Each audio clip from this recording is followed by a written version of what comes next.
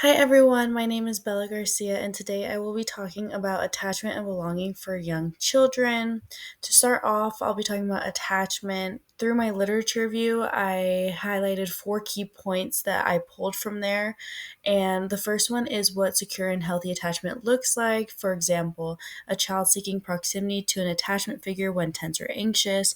I learned about the three category typology of attachment in infancy, which is secure, anxious, and avoidant.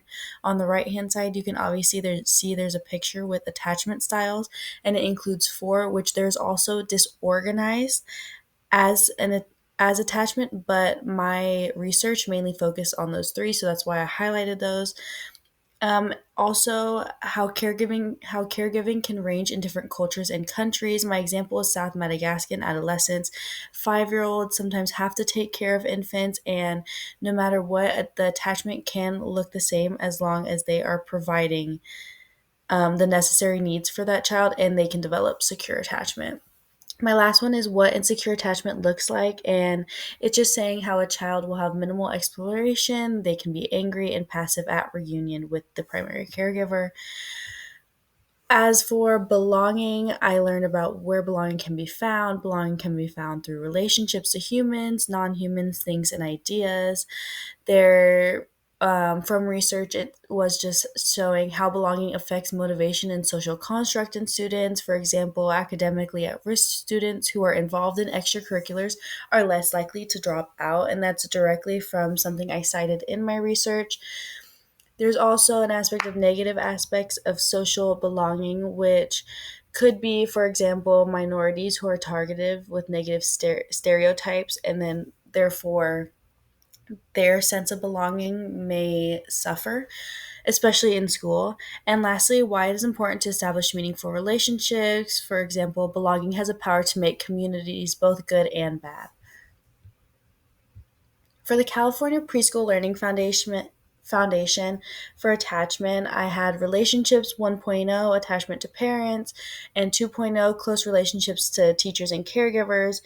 This basically went along with attachment because obviously kids and infants are trying to seek security and support from their primary family attachment figure and through their teachers and caregivers. So I thought that was important. As for social interaction, 1.0, interaction with familiar adults. Obviously, for infants and preschoolers, it's all about having comfortability for them in familiar settings. As for belonging, I had self, which is 3.0, social and emotional understanding, which is where people, teachers, anyone, especially children though, are seeking to understand people's feelings and behaviors. You're starting to notice diversity in human characteristics. That is where people can start categorizing. So it is important to really just feel a sense of belonging, and go away from categorizing and putting kids into groups.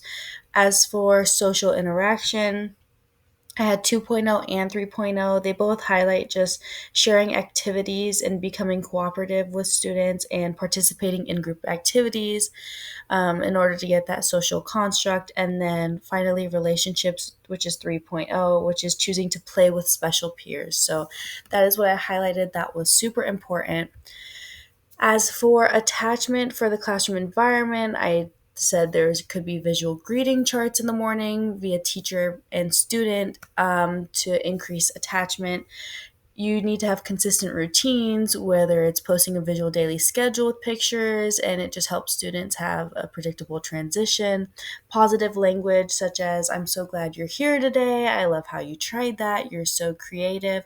And teacher responsiveness, so intentionally positioning yourself near children during activities, whether it's sitting on a rug, joining in on their play if they would like you to, and always maintaining eye level with students. So here are some of the pictures. Obviously, I have a greeting chart. I have some of those things that you can input in the daily schedule.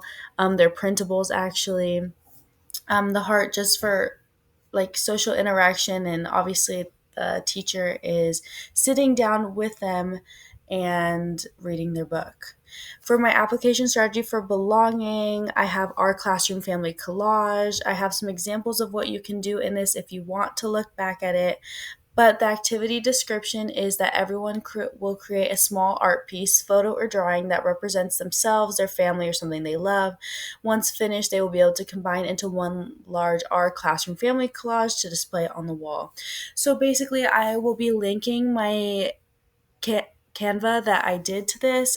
You can go to the last slide and you can put whatever you feel that you want on it that displays you to make our classroom family. So if you like, for example, softballs, you can put dogs, your friends, you like flowers, pizza, your family, maybe you like dinosaurs, whatever. I have started it already. So I have started right here. This is me and my cat, which is super important to me, and I love the movie Ratatouille. So feel free to go in there and place whatever you would like that represents you to start our classroom family. Thank you.